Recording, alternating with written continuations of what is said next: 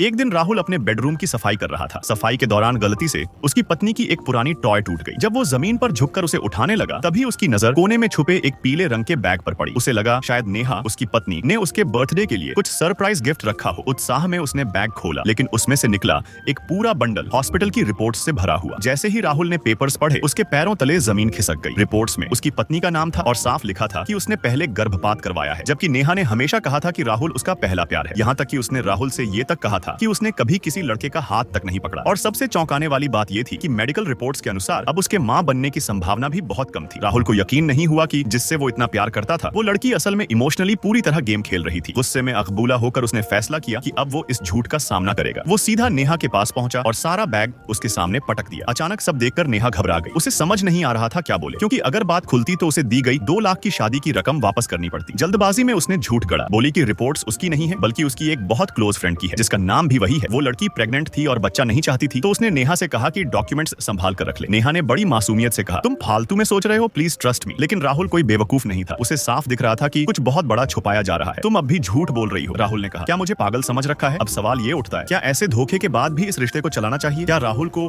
अब इस शादी से बाहर निकल जाना चाहिए? Subscribe for more videos.